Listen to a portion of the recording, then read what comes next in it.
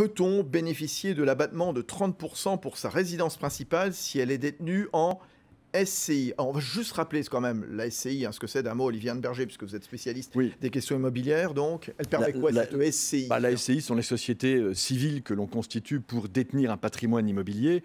Ça présente essentiellement un intérêt lorsqu'il s'agit d'envisager la transmission de ce patrimoine immobilier à des enfants, à des petits-enfants. Voilà.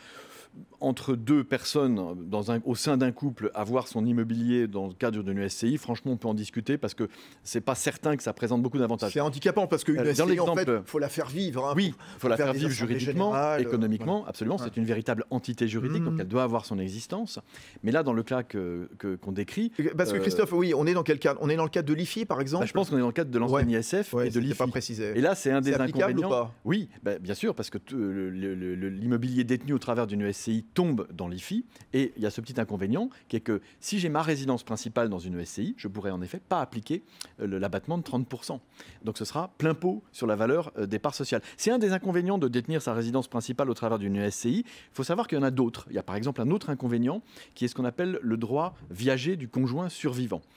Imaginons que je décède et je suis marié. Eh ben, mon conjoint, par le simple fait du mariage, il a un droit viager à occuper toute sa vie ce qui était notre résidence à tous les deux, même si c'était que moi qui étais propriétaire.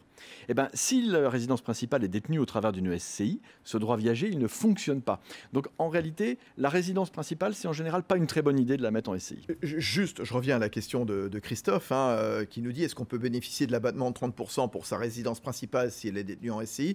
Vous nous dites non, parce que tout ce qui est déduction, abattement, c'est lié au propriétaire lui-même. Or là, c'est pas le propriétaire. Exactement, c'est pas moi qui suis propriétaire, c'est la SCI. Et par hypothèse, ça peut pas être la résidence principale de la SCI. Pourtant, revendre un bien en SCI, c'est plus compliqué quand même. La valeur, elle peut être impactée. Est-ce qu'on pourrait pas, justement, on n'aurait pas pu considérer, justement, que l'abattement, ça s'applique? À ce moment-là, c'est un autre sujet. C'est-à-dire qu'il faudrait discuter le point de savoir si les parts de SCI que je détiens correspondent exactement à la valorisation de l'actif que la SCI détient. C'est un autre sujet. Mais en tout cas, on ne bénéficiera pas de l'abattement automatique lié à la résidence principale. Je comprends bien. Bon, voilà. Donc, en général, quelle fiscalité? On rappelle, impôt sur le revenu, impôt sur les sociétés, quand on est en général, si on ne fait rien, la SCI est soumise à l'impôt sur le revenu. C'est-à-dire que ce sont chacun des associés. C'est chacun des associés qui va déclarer ses propres revenus fonciers et sa plus-value en cas de vente, sauf si on décide d'opter pour